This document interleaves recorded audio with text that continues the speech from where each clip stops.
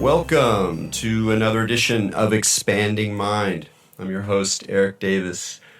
Continuing our conversations about the cultures of consciousness. I was away last week. I was in Iceland with my family, and I felt very blessed because I did get to see something I've always wanted to see, which is the Northern Lights, the Aurora Borealis, which was even more amazing than I thought, because while the colors aren't always as bright as you get in the photographs, partly because of the way the photography picks up the light, and also because of how cold it was, and luckily it wasn't that cold. But the dynamics of these things were just extraordinary. It was such a surreal experience because while I'm perfectly believing the fact that, solar flares are affecting the magnetosphere, which is in turn charging certain ionized particles of various chemicals in the higher atmosphere, producing these effects, the actual experience is so bizarre and psychedelic and mystical and marvelous, more so than I had expected. It was very spectral, these sort of patterns and shifting colors like curtains or specters through some strange kind of fog in the distance. I mean, really, really haunting stuff. And I somehow knew that I would thrill to that experience, and indeed it was a marvel. So if you can ever get yourself up to northern climes, and luck out on a clear night, it's more than worth the effort. Today we're going to be talking about time loops, precognition, and some pretty far out ideas. And before we dive in and I introduce our guest, Eric Wargo, I just want to drop one little precog dream of my own. It would happen a number of years ago. I did not write it down, so you could accuse me of false memory, and we'll be getting to some of the usual skeptical moves, and their validity and their excesses, I'm sure, later in this conversation. But I dreamed about a UFO. A UFO was coming. People were gathered on this plane, this sort of platform in the Caribbean. And people were very excited about the UFO coming, and they were kind of dancing around. And then the UFO appears above. It opens up this sort of oculus in the central part of the craft, and then begins blasting all of the people who were awaiting the UFO. And it was a pretty striking dream. And not very long after that, I went to see Independence Day. Now, the fact that Independence Day was in the news and there was already the hype or whatever may definitely have brought the idea of dreaming about a UFO into my mind. But that was not what shocked me 45 minutes into this film, where the first time you see the evil alien UFOs, the image of the craft and how the oculus opened up was terrifyingly similar to the one that I had seen in my dream about a week and a half before, maybe 2 weeks before. So much so that I actually kind of I wouldn't say screamed, but sort of like went in my seat, and felt all manner of shivers and other weird signifiers in my body, as I could just not at all deny the similarity between these two events. And with that, just a mild taste and just a little bit more of a support to one of Eric's main starting points with this crazy book that is, as Jeff Kripal said. Jeff Kripal called this book and Jeff's been on the show before. He's a scholar of the paranormal, of the mystical, of popular culture, and my former thesis advisor. He described time loops as the most significant intellectual work on a paranormal topic in the last 50 years. So that's no joke, coming from Mr. Kripal, who spent a lot of time reading paranormal material, a lot more than I have. I'll admit that right off the bat.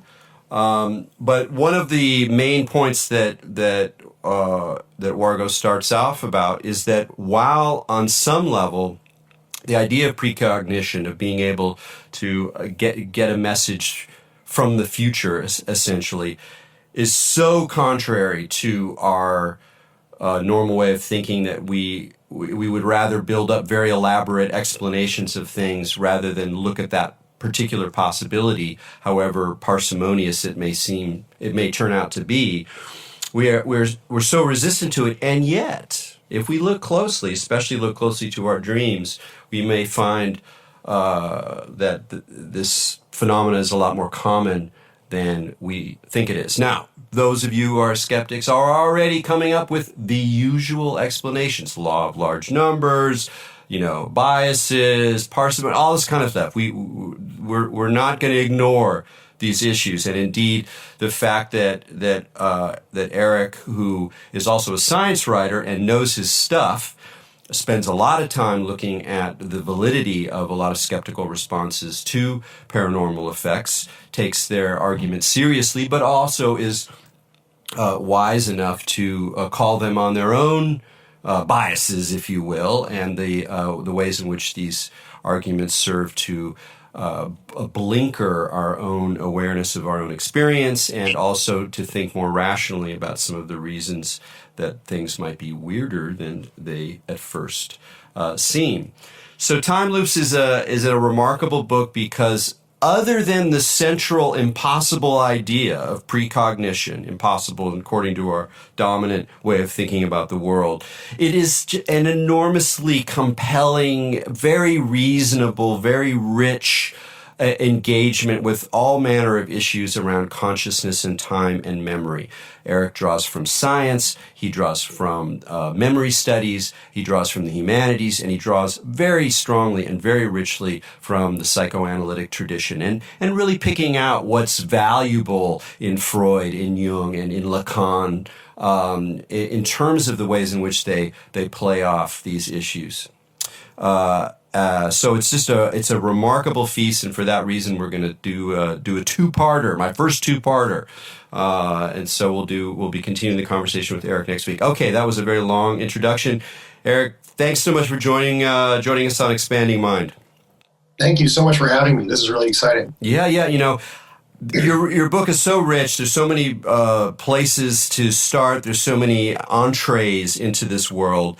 But while I do want to turn relatively quickly to some of the more hard evidence for aspects of precognition, because at least it helped me as someone who's sort of naturally skeptical, and also resists the idea of a determined space-time block universe, but we'll get to that.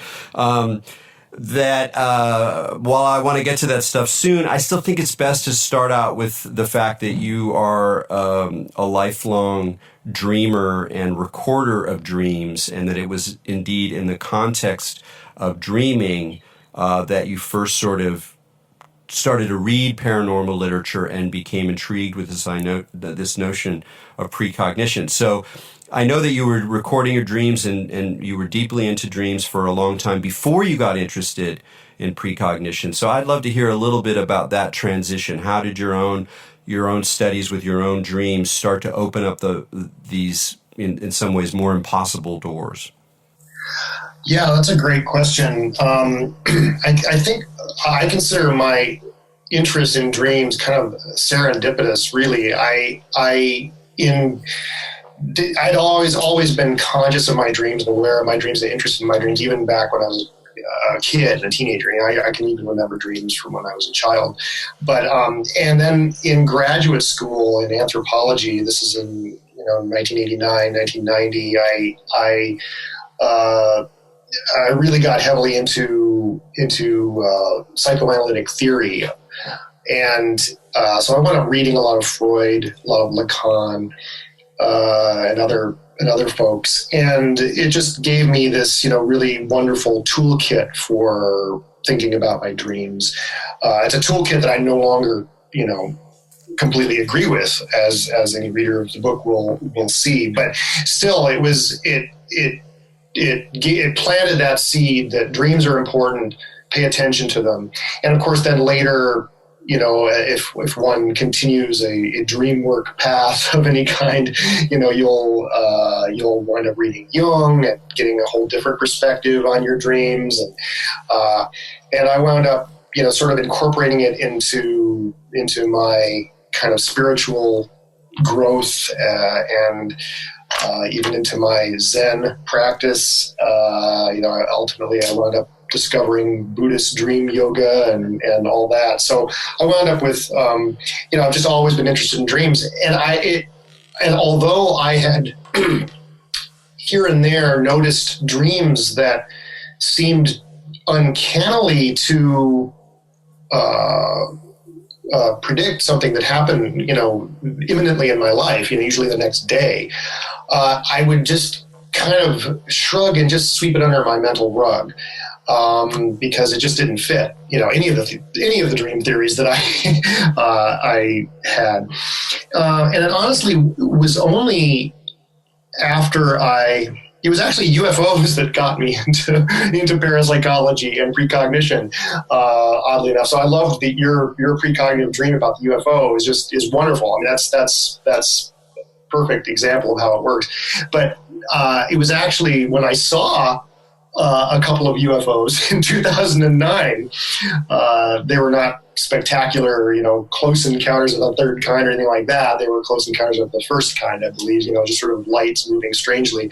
It got me into reading the literature, and that literature, ultimately, if you are serious about it, you'll wind up reading Jacques Vallée, the great ufologist, and he's also. But he also was involved very much in the ESP research going on in the 1970s in California at Stanford Research Institute, and so you wind up encountering this literature of parapsychology, and really it was his kind of linking of, or his attempt to kind of figure out how UFOs related to psychic phenomena that drew me into reading the parapsychological literature. Because I had all my adult life, I had really been very much a skeptic about ESP. I really was not that much of a skeptic about things like UFOs. And once I saw one, and did my due diligence and realized, hey, there's really something here. There's a there there, But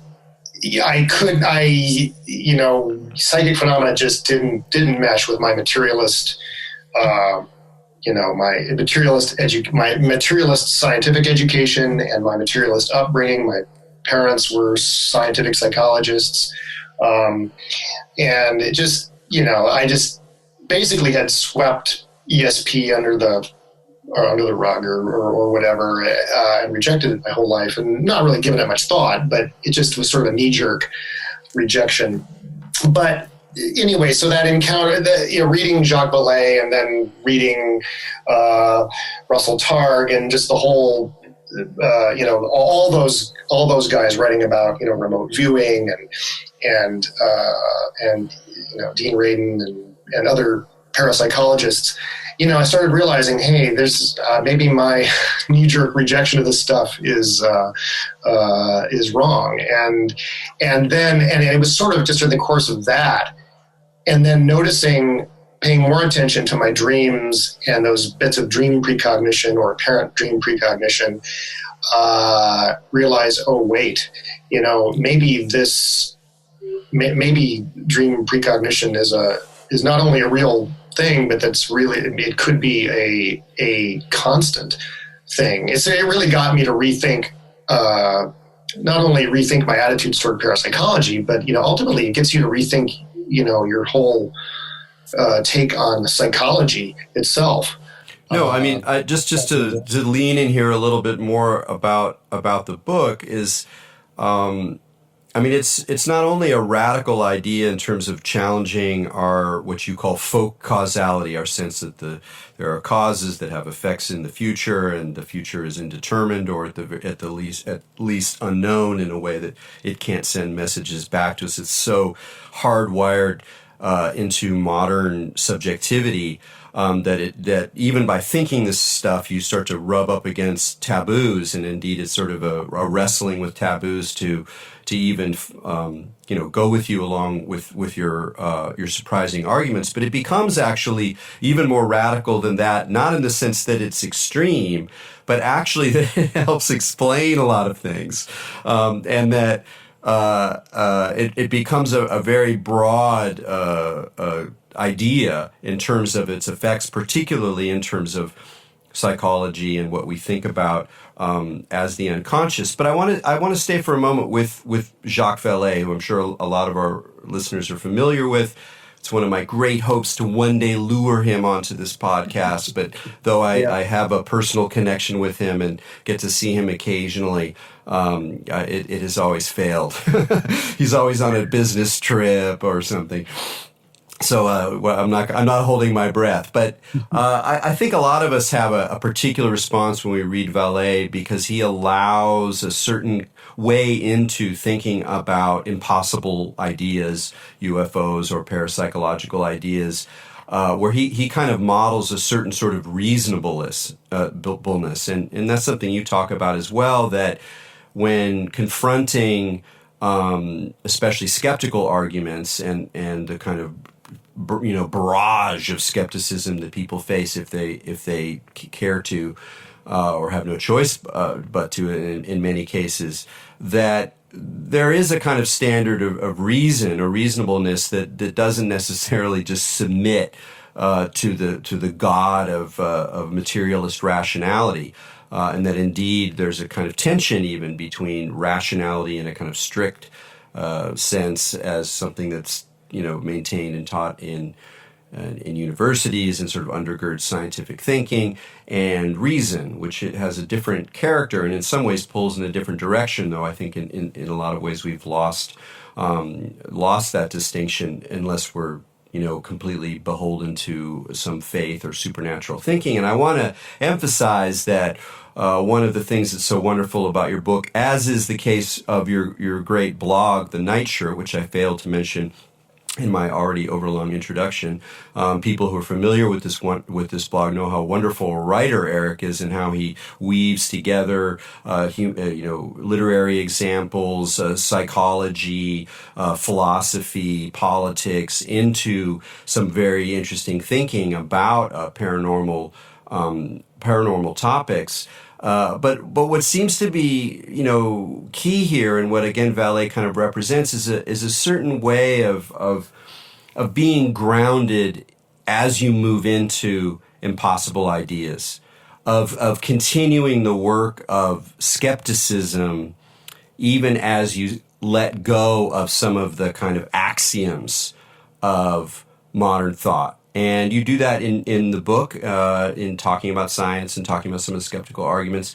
But I'm also kind of curious how you did that in yourself. Like how, as someone who had a materialist background, got a PhD training in anthropology, had scientific parents, I had scientific parents too, how you, as you went down this path opened up by UFOs, starting to read the parapsychological literature, how you found your own sort of reason changing, how you found thinking to change as you engage these more and more outsider ideas. That's an interesting question. I think I've always loved uncertainty, and I don't know what that personality type is that just never. I'm not happy with it when anyone says, A is that anyone who speaks in definitives. I'm always looking for that way in which we might be missing something. And I guess maybe my training in anthropology, there was it was very heavy on structuralism and post-structuralism, and this kind of sense of language as, language does not meet reality anywhere. It's kind of floating above reality, and we're constantly engaging in this these language games, basically, where where our signifiers are playing off other signifiers, and we're sort of trying to massage some sense of truth or whatever. But it's always contingent, and it's always shifting, and what we know is always provisional. And so I feel very at home in that idea, and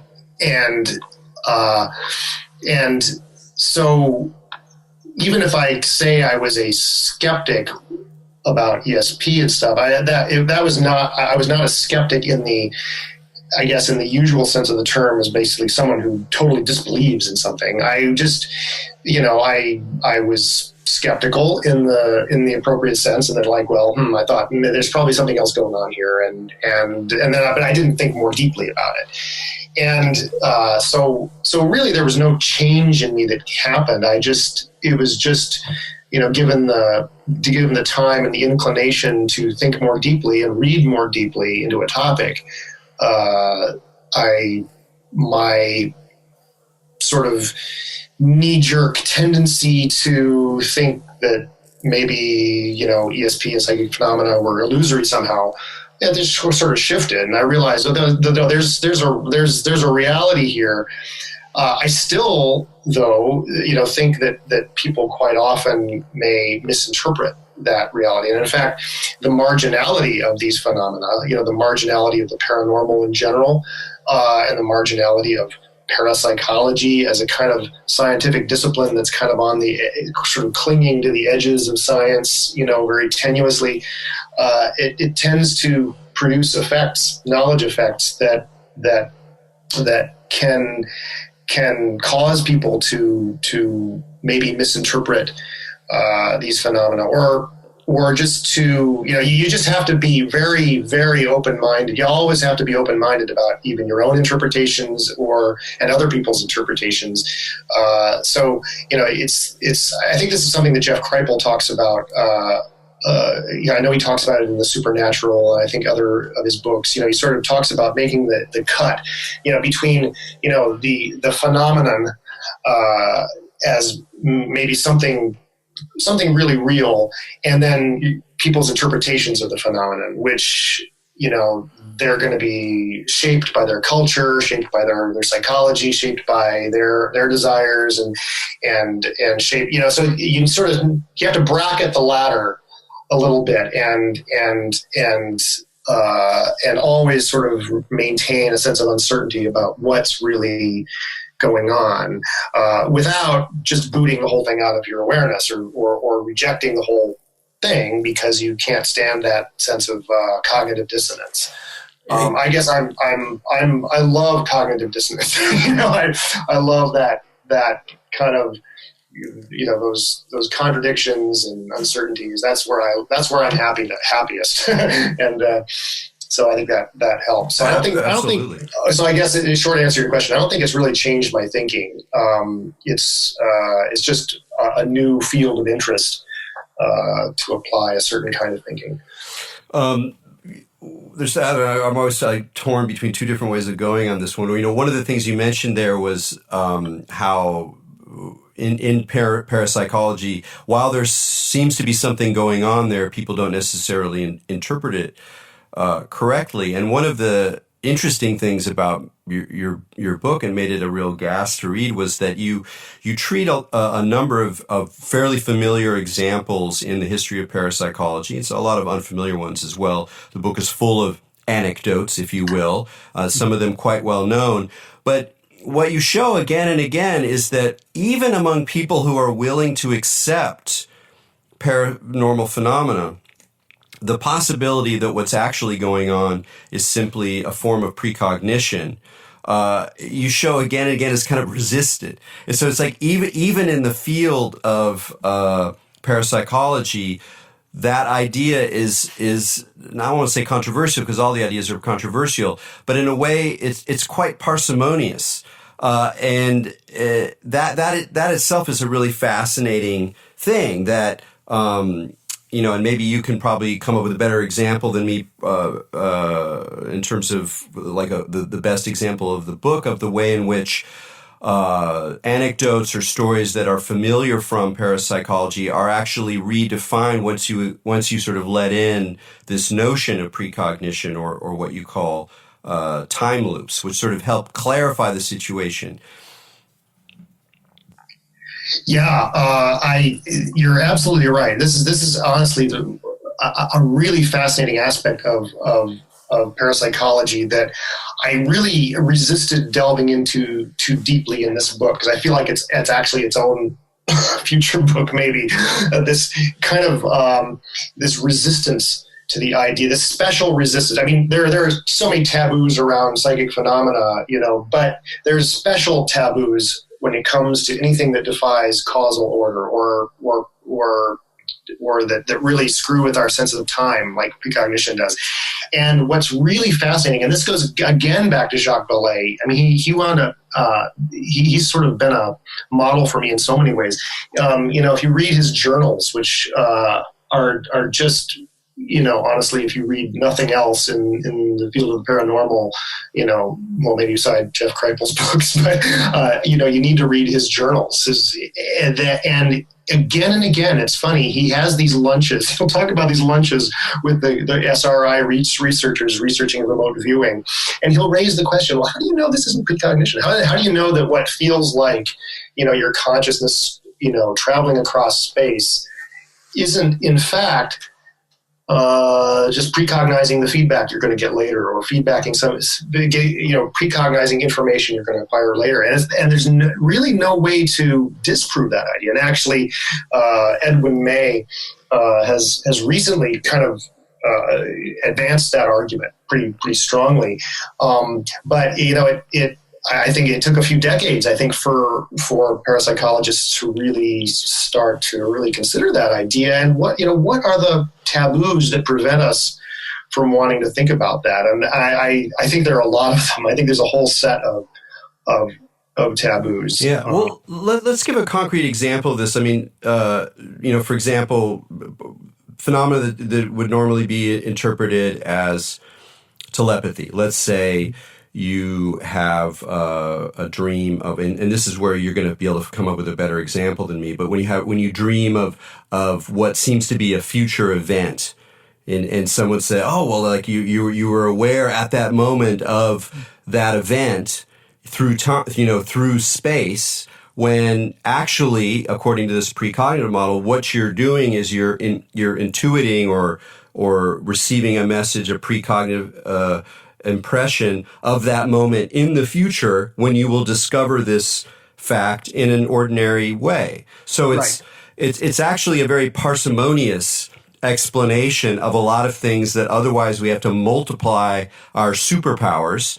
Exactly. Instead, you can boil it down to this one superpower, if you will, although the way you describe it, it's not really so much of a superpower as just kind of a condition. It's just something that sort of our minds do.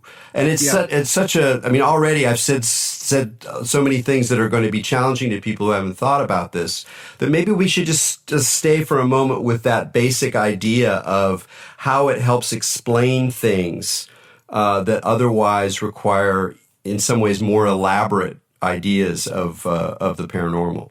Sure. Well, the best example of what you're talking about, and it's a classic example, I'm hardly the first to write about it. It's J.W. Dunn. John William Dunn, to give an introduction for people who don't know, was an aeronautical engineer. Well, ultimately he wound up as an aeronautical engineer in the first decades of this century, of the last century. Sorry.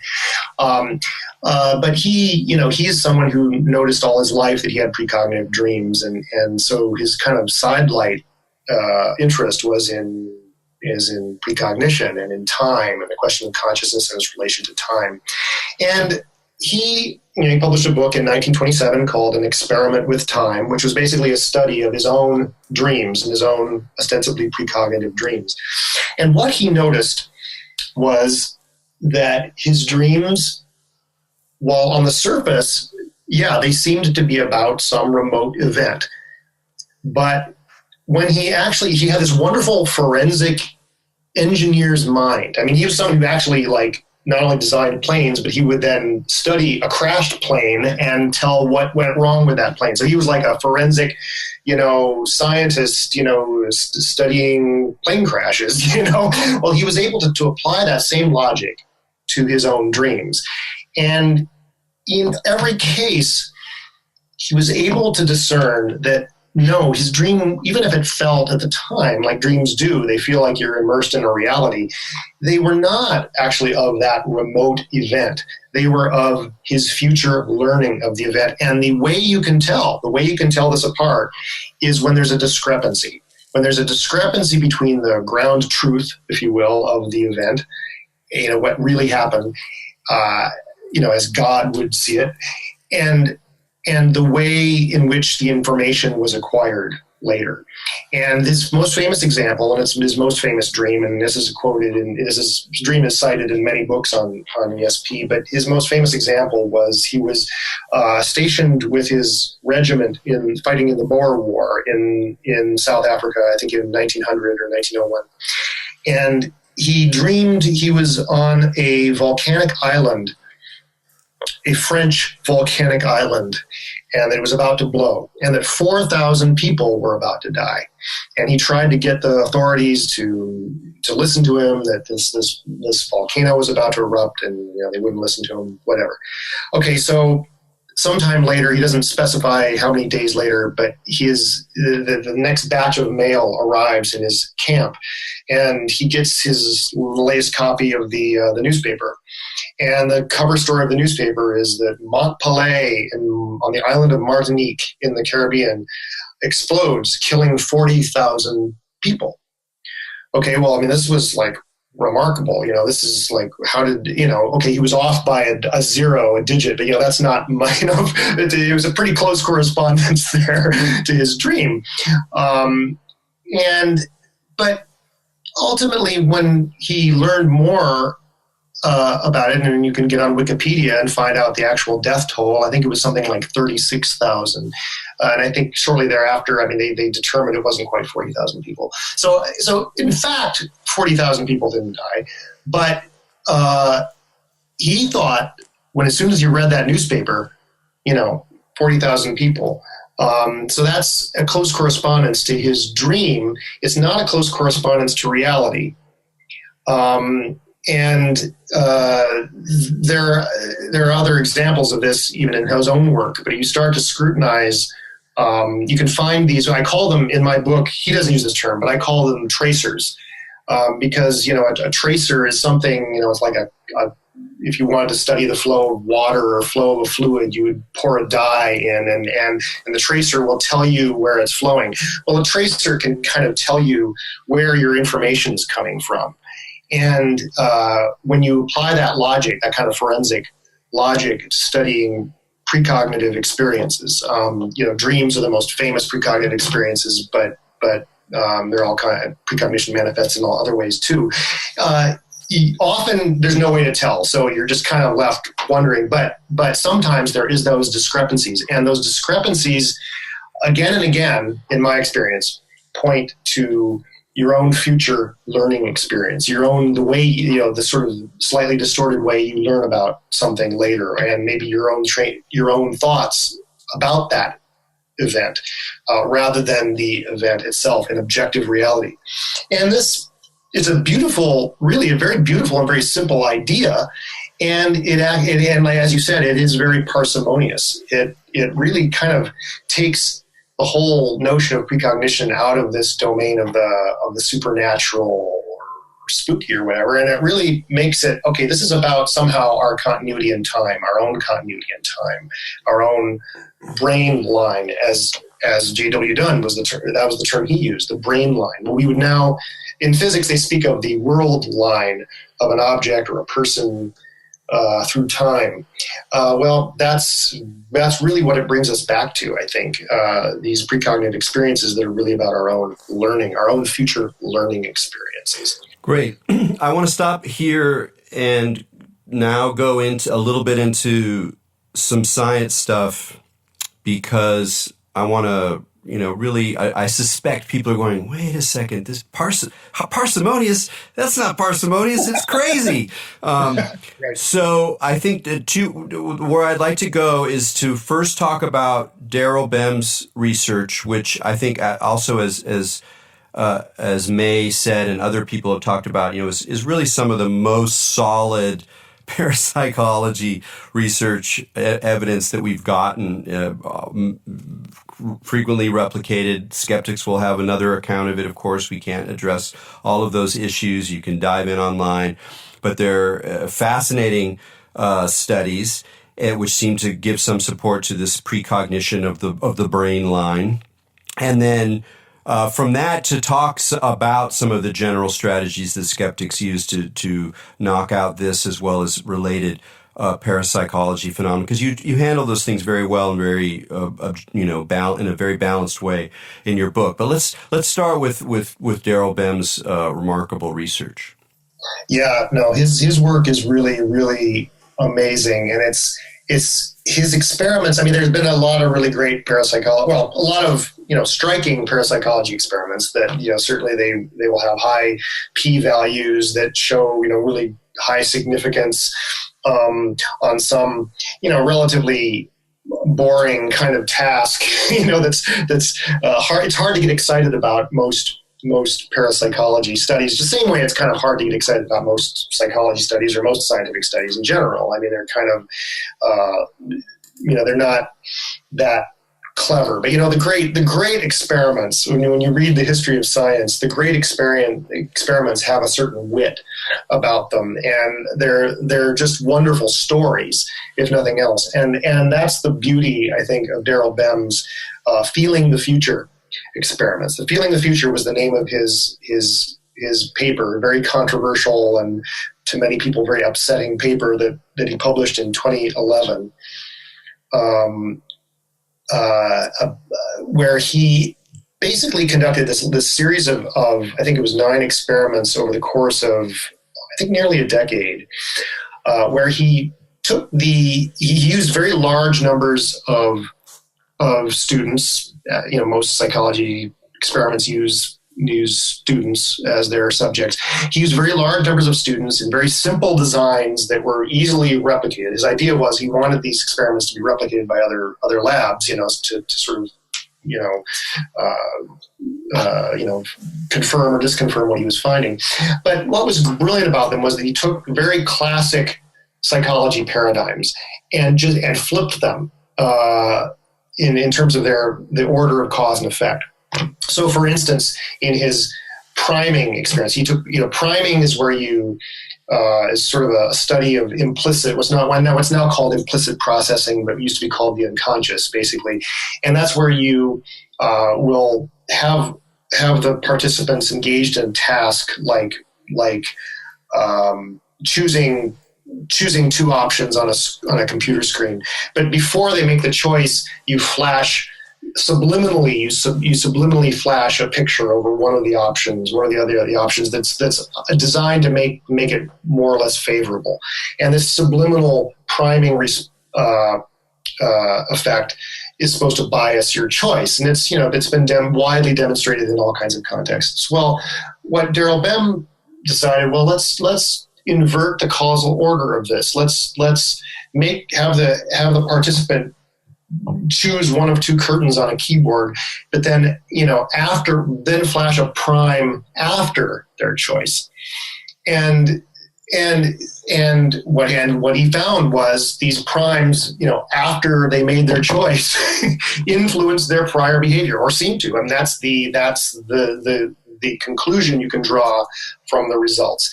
And he, another type of experiment was facilitation of recall, which is where study. If you are exposed to a word list, and then you study certain words that were on that list, then you're going to be more likely to replicate those words on a final test of the material. Well, what he did was, again, invert the order, where you study a list of words, then you take a test, And then after the test, you're exposed to a certain of those words versus others. And again, he found that the ones you were exposed to later after the test, it seemed to influence the students' responses on the test.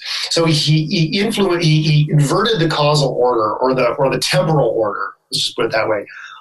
In these classic experimental paradigms of psychology, and got these significant results. And then multiple other researchers then replicated successfully these studies. And they're just like wonderful little gems of this is what experimental research should be always. It should have this wit to it, and that's what he, I think, brought to parapsychology.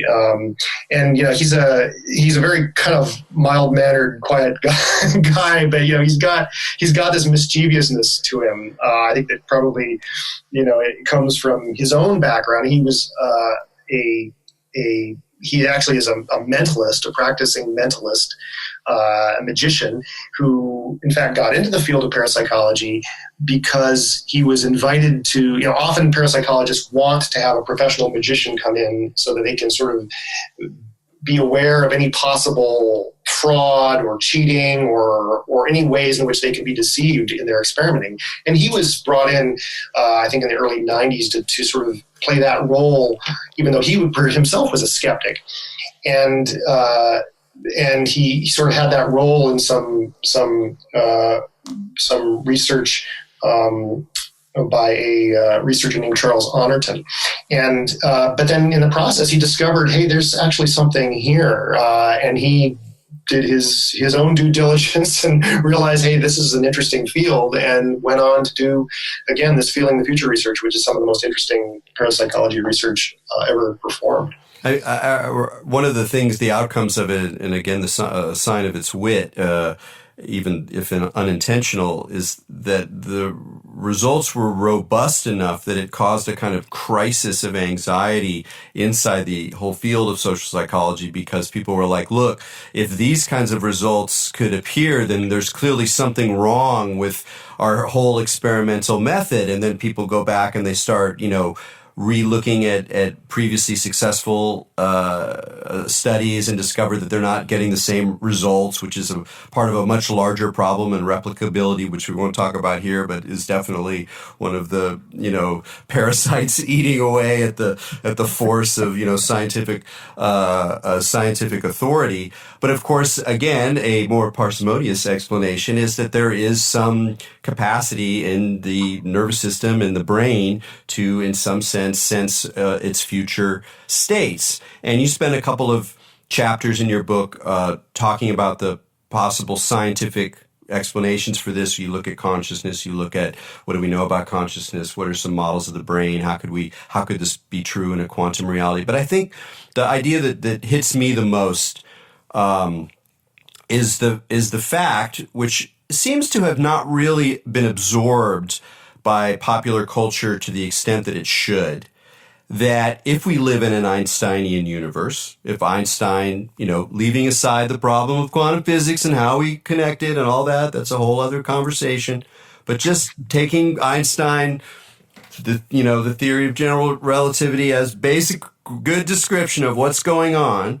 that we live in a space-time block, that everything is utterly determined, and in fact, all we're really doing is kind of, if you will, reading off of a groove that is already there. It's already aligned. The past is there. The future is there. And we're just somehow, for some reason, kind of flowing along an absolutely determined space-time block, which his teacher Minkowski named the space-time block. And I guess you mentioned in your book that the comics artist Alan Moore talks about it more as like a space-time football with a big bang at one end and a big crunch or whatever happens at the other end. But the basic idea is determinism, that if we accept that Einsteinian universe, then things are determined totally, absolutely.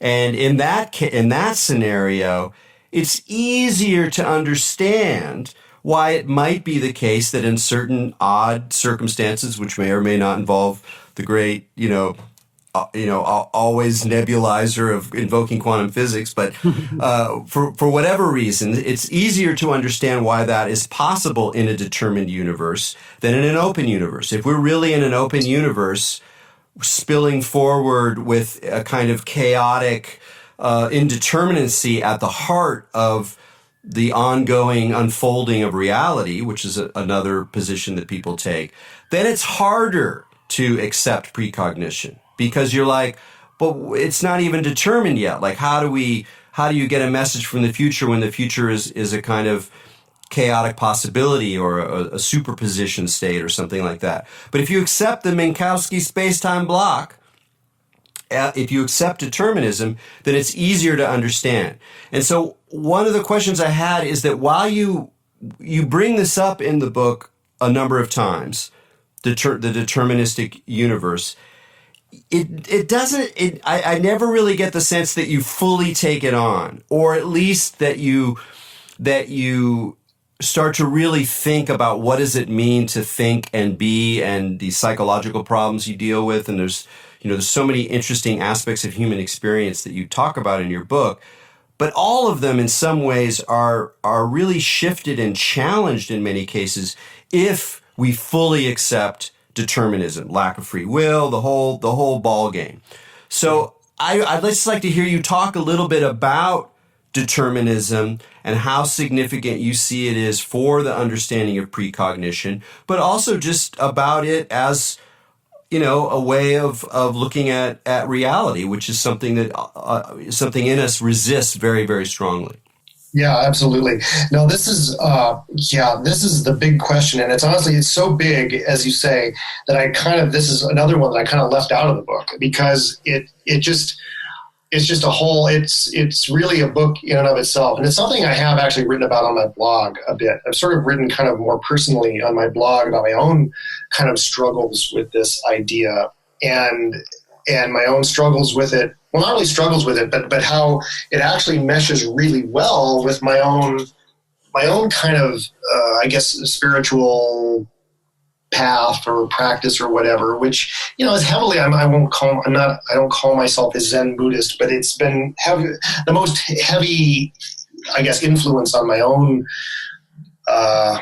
philosophical, spiritual thinking has been Zen over the years. It's something I've come back to again and again in my life.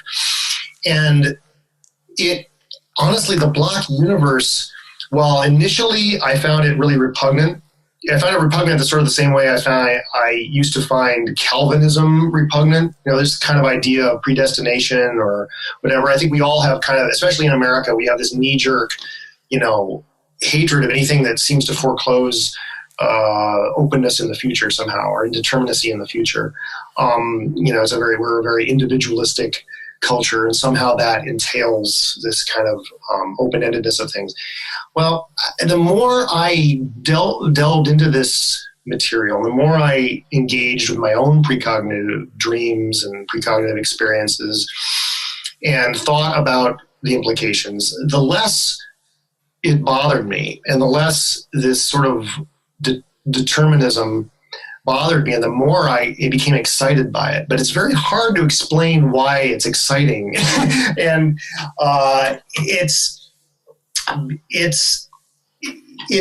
well, let me put it this way. There is a kind of attitude, a spiritual attitude that you find in Zen, you find else in other Eastern traditions, and I'm sure in all traditions. There's a certain attitude which advocates viewing our position and ourselves as passive observers of our lives, as sort of taking the role of witness to what happens. And there's a kind of paradoxical empowerment that comes from sort of stepping back and saying, well, look, this is, you're sort of watching yourself kind of from a distance. There's this weird empowerment that comes from that.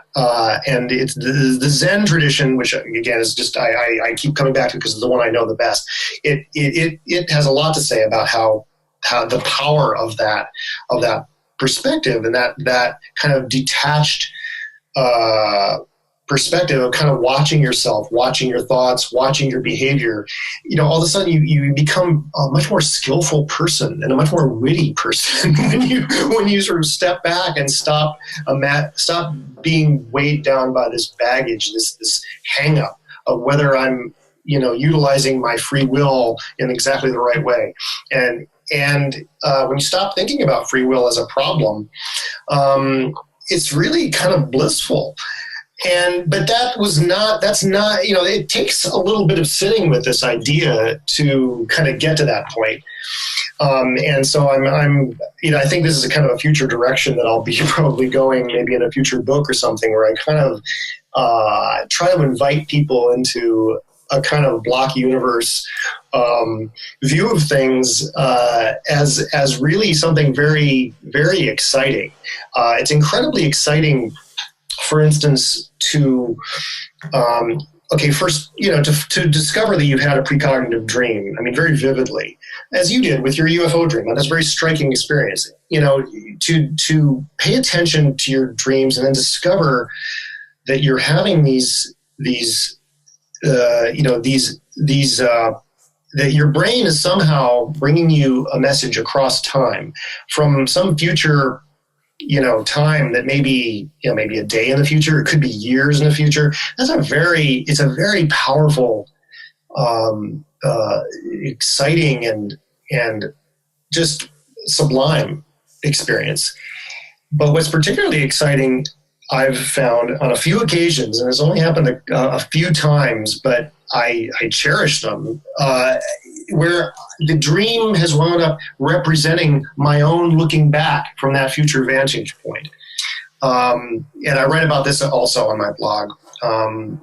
But when you experience yourself across time, experience this connection, like a wormhole to yourself in the past, it's a very powerful, I would call it a gnosis, with a small g. And there's something very, very exciting about it. And what I do talk about in this book is the notion, which is supported, I think, by a certain thread in current quantum physics too, that we are constantly creating the past. We can't change the past from something that pre-existed, but we are looking back. Our experiences now are actually shaping that past in this four-dimensional block universe. And when we start having experiences of how that occurs, and dreams offer, I think, the best, easiest, most accessible way of seeing that actually happening in sort of real time, real 4D time, it's incredibly exciting. And so I personally have come to a place where I'm no longer threatened by the block universe, but I totally see why people are threatened about it. And this is something we'll come back to, next in the next segment of our interview, because it goes directly to, I think, the experience of two very precognitive authors that I talk about in the book. Phil Dick being one of them, but also Morgan Robertson, the author who many feel predicted the Titanic disaster, because there's a way in which there's that block universe doesn't necessarily offer. Some can see it as kind of a prison, but it could also see it as kind of absolution, as kind of as a very liberating thing. And I think neurotics often see it that way. But we can talk about that. Sure, we can talk about we have a few more minutes now, and I do invite people to come and listen to the second episode.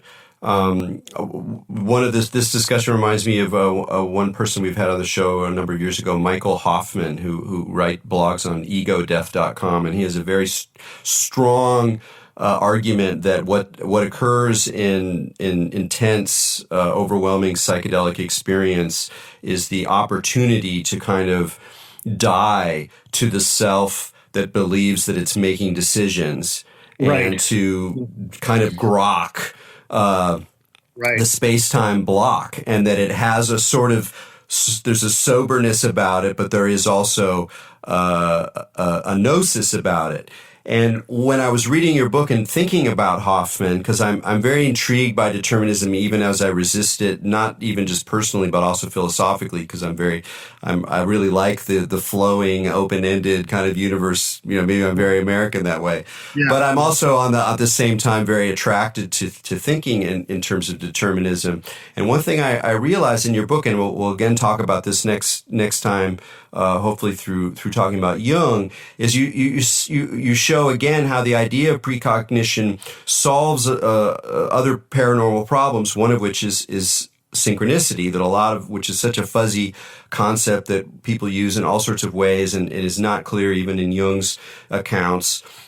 And that some of what we think of in terms of synchronicity is better understood as, again, a kind of precognition. You're seeing already ahead to the connection between these kind of two elements that appear to be arising simultaneously. And it's interesting that people associate intense psychedelic experience so much with synchronicity, that like large doses of LSD, you're going to get synchronicity in so many different kinds of accounts. And I'm like, well, why is that? What's going on there? Is like the world changing and suddenly becoming more archetypal? I don't know what that means. But from this angle, you're like, look, if something like psychedelics can bring one closer to the grokking of the space-time block of the reality of determinism, then it would make sense that part of the froth of that, or the reflux, if you will, of that acknowledgement would be an uptick in synchronicities, which have this kind of deterministic character. This is just purely speculation, but it's the kind of thing that your book does. That's absolutely great. Can I just step in briefly and say one thing is that you said back in your intro to the last your last previous question, you kind of mentioned that these things might happen, rarely. I just want to step in and say one of my arguments is that these things are happening all the time, and that this is actually, it's just our noticing of it that is rare for various reasons, but that this is the very basis of cognition. And I think not only that, I think it's the basis of life. I suspect that it's the basis of life. I mean, this kind of retrocausal operation. So, well, this is a great place to end for now, and I'm so glad that we're talking again next week, because we didn't get to so much stuff. But once again, we're talking with Eric Wargo. His new book, Time Loops: Precognition, Retrocausation, and the Unconscious. Again, I'm not a huge consumer of paranormal literature, though I respect and admire it. But this book is just a treat and just a mind gas on many, many different levels. And I'm really look forward to talking to you next week, Eric. Awesome. Yeah, I'm looking forward to it too. Okay, folks, until next week, keep your minds open.